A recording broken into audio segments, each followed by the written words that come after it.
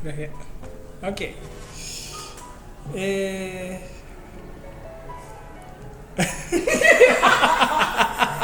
Gak apa-apa. Biarin. Ya, selamat sore. Ya, hari ini kita kedatangan tamu ya. Kembali lagi bersama Mimin jurusan Sastra Jepang Unsada. Sudah beberapa minggu ini kita kedatangan tamu namanya Izumi Sensei ya. Hari ini ceritanya Mimin mau tanya-tanya ya. Izumi Sensei kan lagi pelatihan ngajar di sini ya. Terus Mimin penasaran nih, betah nggak di sini? Terus gimana sih apa yang Izumi Sensei rasakan selama beraktivitas di sini? Kalian juga kan pasti penasaran kan? Enggak? Penasaran? Oke. Ya, Izumi Sensei. はい。こちらに来ていただいてありがとうございます。いえいえいえ、こちらこそありがとうございます。まず、はい、そうですね、自己紹介をぜひお願いしたいと思います。はい。カメラの方に。はい、わかりました。神戸松陰女子学院大学から来ました泉由香と申します。今25歳です。もうすぐ日曜日に26歳になります。そうなんです。で、ダルマプラサダ大学には、日本語を教えに来ています。1ヶ月ぐらい滞在しています。で、趣味は、旅行です。で、好きなものは猫と漫画です。よろしくお願いします。はい、よろしくお願いします。ありがとうございます。Izumi Sensei, hari Minggu ulang tahun guys. Buat yang fansnya Izumi Sensei, hari Senin mungkin bisa kesini. 日曜日ですね。はい。誕生日。そうなんです。実は。ちょっと早いですけれども、おめでとうございあります。がとうございます。ありがとうございます。そうですね。インドネシアは初めてですか？いや、2回目です。2回目ですね。はい、1回目はジャカルタですか？いや、バリとトラジャに行きました。かなり渋いところに。そうですね。バリはまあみんな行くと思いますけれども、はいはい、トラジャはちょっと珍しいかもしれないですね。はい、1回目の、インドネシアはどうでしたか？1回目のインドネシアは楽しかったです。やっぱりトラジャの葬式を見たんですけど、それがすごく印象に残ってますね。そうですね。あれですね。死んだ人に服とかを着せたりして、はい、あとなんか見ましたそれを。見ました。あと牛をたくさん殺して、殺して食べてっていうのを見ました。はいはい。見たことないですけれども、すごいですね。はい。ではいくつかの質問を用意しましたけれども、まずですね、先ほど自己紹介もいただきました。で、次の質問はですね、今泉先生は日本語教師をやっていらっしゃるんですね。はい、どうして日本語教師をやっていらっしゃるのか、はい、ぜひ教えてください。はい、わかりました。もともと外国人と関わることがすごい好きで、大学の時に国際交流のサークルに入っていたんですね。で、そこで外国人とたくさん関わったり、あと留学生とたくさん関わることが多かったので、やっぱり将来は外国人と関わる仕事がしたいなと思っていました。で、それから外国人と関わる時に日本語の質問がたくさんあったんですね。例えば「ガと和の違いは何ですか？」で、その時に私は日本人なのに答えられない、わからないっていうのが恥ずかしくて、ちゃんと日本語を勉強してみようと思って日本語を勉強したのがきっかけです。一番難しかった質問は何でしたか？一番難しかった質問、外国人から日本語に関して。はい。何ですかね。空が暗くなったと空が暗くなっている何が違いますか？そうですね。はい。難しいですね。難しいですね。今あーこの質問は今でもちょっと考えていまなるす。ほど。はい。実は私テイルのそうですよね。研究していますよね。そう難しいですね難しいですね。いやいやいや、はい、そういうきっかけでしたね。はい。はい。そうですね。ありがとうございます。はい。時間が今日はあまりないので早速次の質問ですね。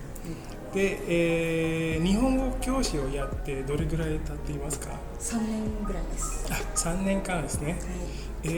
3年間で、ずっと日本で教えていますかいえ、最初の1年目は中国の北京で教えていました。北京、はい、で北京で1年間教えてはい、そうですたんですね。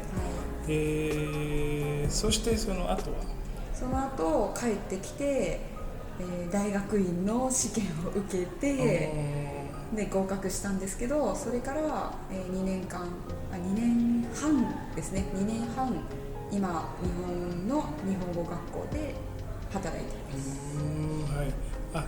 じゃあ、北京に行ったのは大学を卒業してからはい。行ったわけですね。そうです。なるほどですね。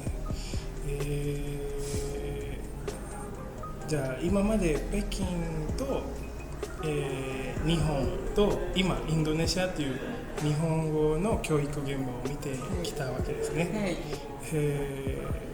それぞれの現場を見てなんかここは違うなとか、ここはちょっとこの現場とこの現場の特徴だなとか、そういうことはありますか？はい、そうですね。やっぱり中国の特徴としては、やっぱり日本に行ったことがある学生とか、日本に行きたいと思っている学生が結構たくさんいるんですよね。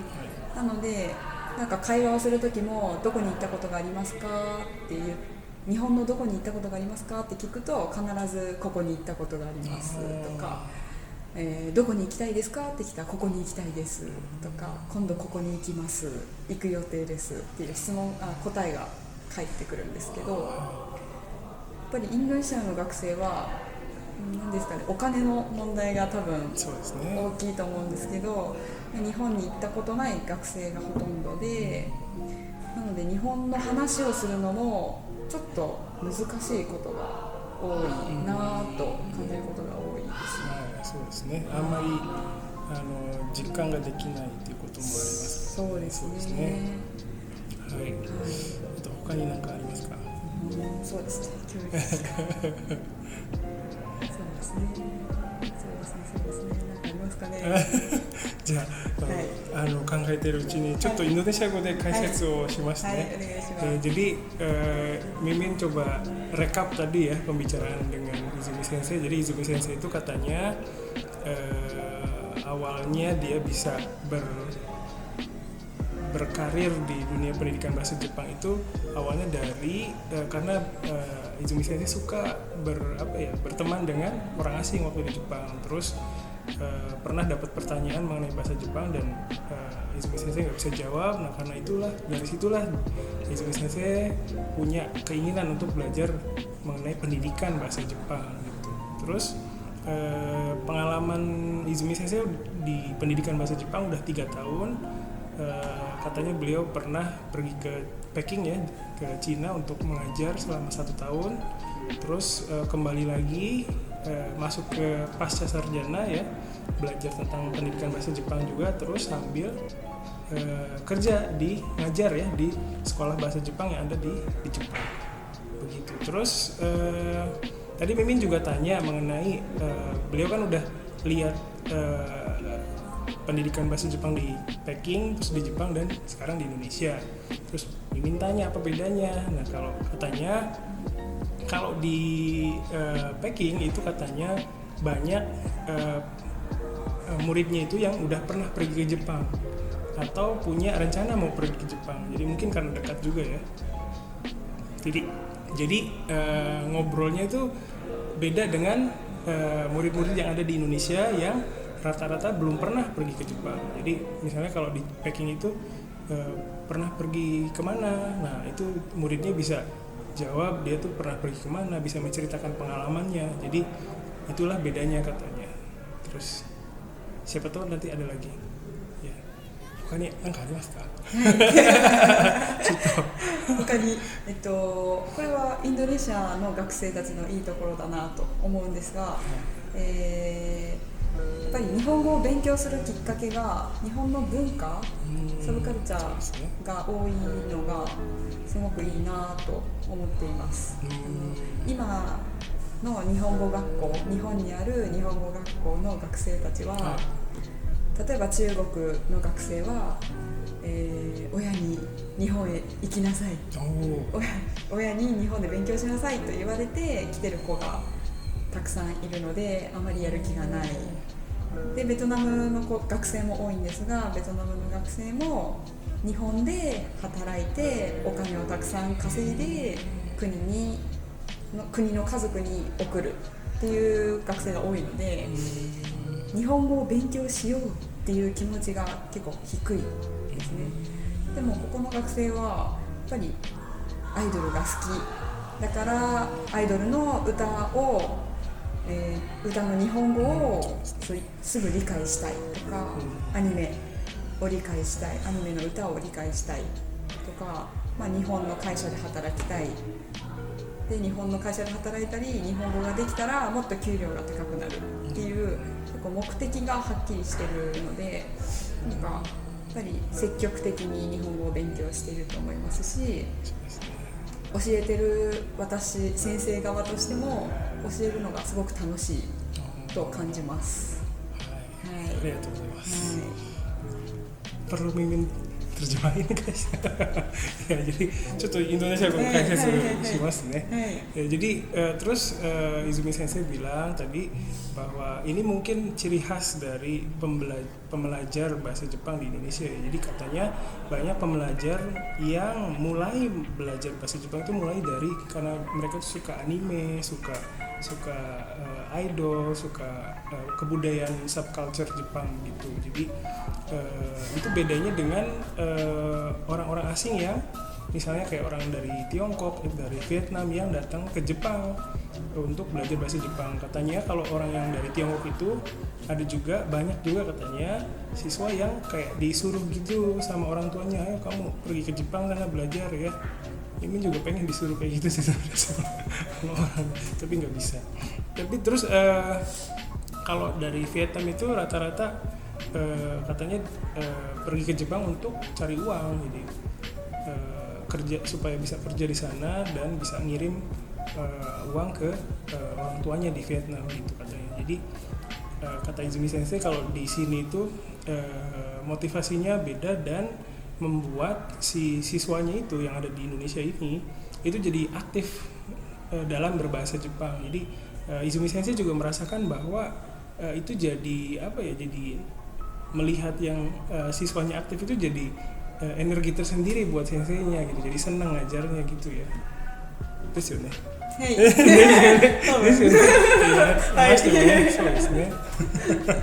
Hai, sumimasen. Hai, そうですね。あとそうですね。私も、海外で教えたことがありまして、2010年ですね。ヨーロッパのスロベニアという国に行きまして、日本語を教育実習を教えたんですけれども、やはりちょっとヨーロッパの人だからみんなノリノリだなと思って行きましたけれども、みんなちょっと割と静かで、こうなんですかね、ちょっと難しかったですね。でインドネシアに帰ったらインドネシア人の学生を見て、みんなこう、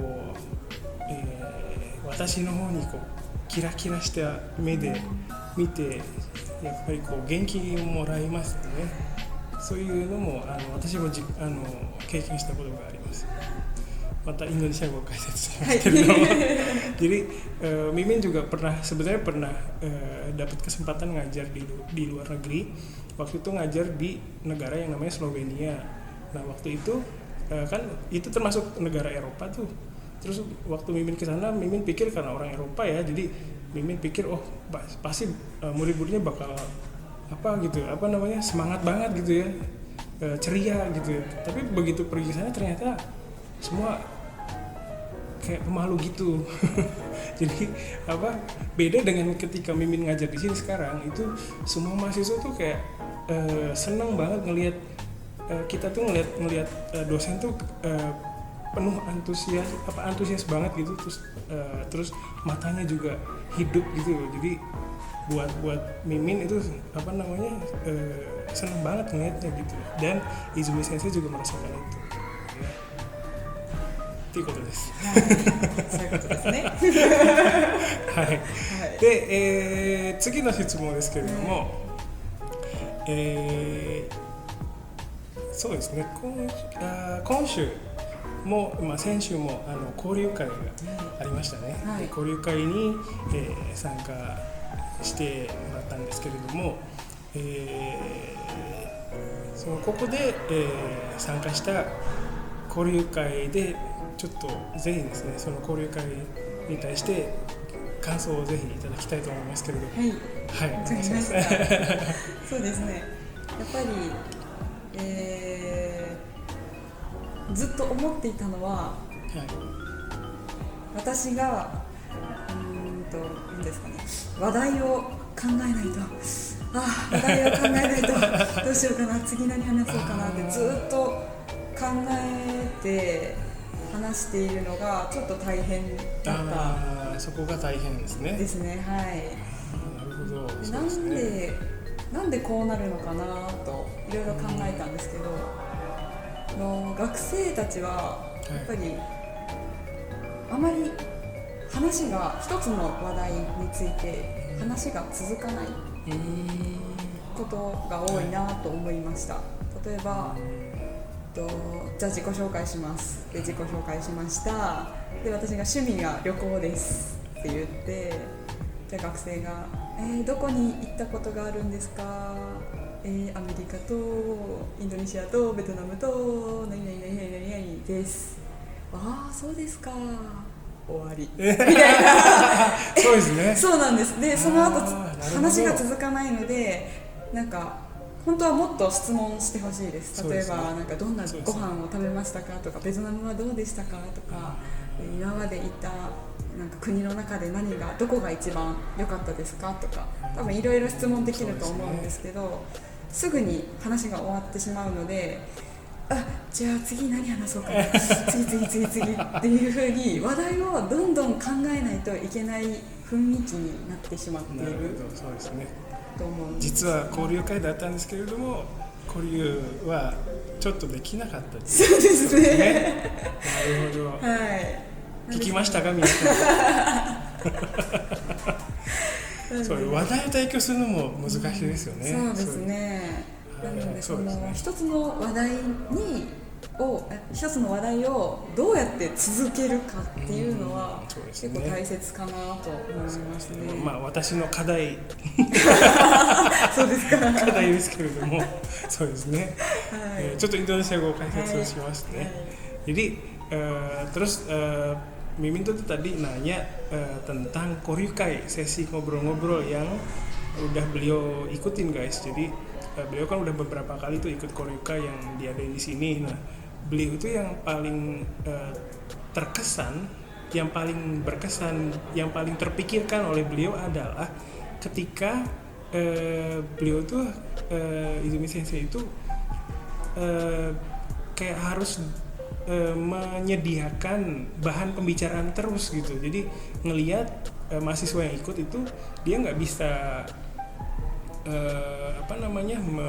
menjaga komunikasinya sampai agak panjang gitu. Jadi bisa di awal-awal bisa nanya tuh sakihodo ryoko no hanashi desu ne. Jadi Izumi Sensei bilang hobinya jalan-jalan. Nah, terus ada mahasiswa yang bisa nanya, jalan-jalannya udah kemana aja. Nah, terus Izumi Sensei jawab. Nah, abis jawab mahasiswanya udah selesai begitu aja. So desu ka, dengan begitu aja selesai gitu. Jadi sebenarnya Izumi Sensei berharap dari situ bisa mahasiswanya bisa nanya lagi sebenarnya, berharap begitu ya. Tapi mungkin karena di mahasiswa juga mungkin ya ada apa namanya kebingungan juga sebenarnya, mungkin ya mau nanya apa nih selanjutnya, mungkin ada juga seperti itu sih. そうですね、多分学生の中でもその次どんな質問がいいんだろうとか、そういう迷いもあるかもしれないですね。ああ、そうですね。確かに。そうですね。はい。で、他に何か困ったことありますか？困ったことというか、昨日考えていて気づいたのが、多分みんな日本人と話したいから日本人に質問しなきゃって考えてると思うんですよ。で、なので日本人もなんかこうみんなと話さないといけないって思ってると思うんですけど、でも日本語で話すなら誰と話してもいいと思うんです。そうですね。なのでインドネシアの学生がインドネシアの学生に質問してもいいと思うんですよ。でもそれが全くないですよね。なので日本人がすごく頑張らないといけない状況になってしまっている。はい。だから例えばそうですね、なんか日本語の勉強ってどうすればいいですか先輩とか、先輩に聞いたりとか話を振るんですね。はい、そうですね。で多分交流会に来る人たちって友達じゃないと思うんですよ。そうですね。結構初めて会うインドネシアの学生もいると思うので、そういうなんですかね、日本人だけじゃなくてインドネシア人の人にも興味を持って質問するっていうのもそうですね、話を続けるコツかなと思いました。なるほど、そうですね、はい、確かに私も見ました、この間の交流会の、時に僕動画撮ったんですけれども、でその動画もその YouTube にアップして雰囲気ですと、交流会の雰囲気ですと、でもう一回こう改めて見ますとやっぱりそうですね、そういう、先ほど泉先生がおっしゃったその雰囲気ありましたね。はい、そうですね。ちょっとインドネシア語解説しますね。Jadi satu lagi yang dirasakan oleh Izumi Sensei guys, jadi beliau tuh ngelihat bahwa mungkin karena acaranya ngobrol-ngobrol sama orang Jepang, jadi kesannya tuh Izumi Sensei ngelihat kesannya tuh yang peserta dari Indonesianya itu kayaknya harus mungkin mikir gue harus nanya nih ke orang Jepangnya gitu ya. Jadi kebanyakan ada kecenderungan ke arah sana, makanya Izumi Sensei ngelihat itu pembicaraannya yang terjadi itu cuma antara mahasiswa sama orang Jepangnya aja, tapi nggak ada antar orang Indonesianya gitu. Jadi sebenarnya Izumi Sensei juga berharap sebenarnya bisa juga sih sebenarnya ngomong bahasa Jepang ke sesama peserta Koryukai tadi gitu. Jadi nggak hanya ngobrol sama orang Jepangnya aja, tapi bisa juga nanya ke temennya, misalnya ada di sini senpai Nihongo umai desu ne tuh kan. Jadi bisa nanya juga ke misalnya ke teman sebelahnya gitu. Jadi mungkin itu juga jadi satu satu tips ya buat supaya bisa memperbanyak kuantitas komunikasinya gitu. Ya,そうですね。そうですね。確かにそうですね。はい。他にありますか？なんか。そうですね。あと、交流会のコツをまた考えたんですけど、ぜひぜひ。多分よしじゃあ今日は交流会に行こうって言って、交流会に行ってすぐ話すのは多分難しいと思うんですね。そうですね。なので交流会に行く前にじゃあ今日は交流会で何について話そうかなってまず考えて、例えば今日の天気について話そう、じゃあ日本人の趣味について話そう、あとは何ですかね、インドネシアの料理について話そうっていう風に話したいことをちょっと考えておいて準備してから行ったら多分話題に困らないと思いますし、話も続くと思うんですよね。でまたあんまり日本語が話せない人は特に今日はこれだけ聞こうっていう一つだけでもいいので、何か決めておくとなんか日本語が上手な先輩たちがわーって話している中でもよしじゃあ後で今聞けるよしじゃあ聞こうって言って1個だけでも聞くとすごいいいと思いますね。そうですね。結構私もそういう場面にいたことがありましたけれども、やっぱり結構刺激が大きいですね。こう通じたっていうのはですね、実感できたらそうですね。はい、jadi Izumi Sensei juga kasih tips guys buat yang kalian yang mau ikut Koryukai nanti ya. Jadi lebih baik sebelum ikut Koryukai kita pikirkan dulu katanya. Kira-kira mau nanya apa ya gitu. Misalnya mau nanya hobinya apa atau mau ngomongin masakan Indonesia atau mau ngomongin cuaca hari ini apa aja. Jadi beliau berharap begitu. Jadi jangan cuman begitu langsung datang aja gitu ya. Tapi mungkin juga ada peserta Koryukai juga ada juga yang udah mikir gitu sebenarnya, tapi mungkin karena gugup atau apa jadi nggak bisa nanya gitu juga ada sih ya. Jadi tapi ya sebelum intinya sebelum Koryukai persiapkan dulu. Kalau nggak ada belum ada pertanyaannya, siapkan pertanyaannya. Kalau udah ada pertanyaannya tinggal siapin mentalnya aja gitu ya. Soですね。そうですね、難しいですね。いや、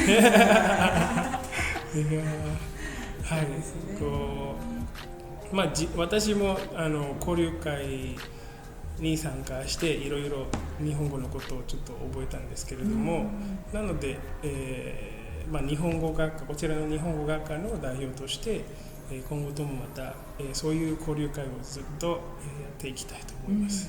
最後になんかもし一言なんかここで勉強している日本語を勉強している学生にメッセージとかあればぜひ一言でもぜひお願いしたいです。わかりました。はい、皆さん、日本語すごく難しいと思います。でも日本語を勉強して話せるようになったら多分日本語の友達も増えると日本人の友達も増えると思いますし、もしかしたら日本人の恋人もできるかもしれないので、もうぜひぜひ頑張ってください。でもし、日本に来たらもう連絡をしてくれれば私も遊びに行けるので、皆さんぜひ遊びに行きましょう。ありがとうございます。はい、心強いですね。Ya, hai. Jadi Izumi Sensei itu berpesan bahwa memang bahasa Jepang itu susah, tapi kalau misalnya kalian bisa konsisten ya sedikit ya pasti bisa, dan kalau udah bisa itu pasti pemandangannya bakal beda guys. ね、日本語できたら見る景色も違いますね。私もいろんな景色見ましたから。そうですね。はい。あとそうですね。jadi buat yang mau ikut Koryukai nanti supaya nggak gugup atau nggak gimana, itu bisa dari rumah misalnya disiapkan dulu apa yang mau ditanyain ke orang Jepangnya, terus kira-kira terus kalau udah ada pertanyaannya mungkin bisa dikembangkan lagi, misalnya kayak tadi hobinya jalan-jalan, udah jalan-jalan kemana aja, terus misalnya dapat jawaban ke Amerika, di Amerika makan apa aja. Nah jadi mungkin bisa menggunakan ini kata tanya yang who, what, where, apalagi when, terus apalagi how. So ですね、それをヒントに、話題をですね、質問が作れると思いますから、jadi bisa pakai apa itu 5W ya, 5W 1H ya. Di belakang kamera sebenarnya ada Ayu Sensei. Ya, jadi bisa pakai teknik itu guys, jadi supaya nggak bingung mau nanya apa gitu. じゃあ、はい、これで、私の質問もなくなりましたのでこれで終わりにしましょうか。はい、ありがとうございました。本当にありがとうございます。こちらこそ。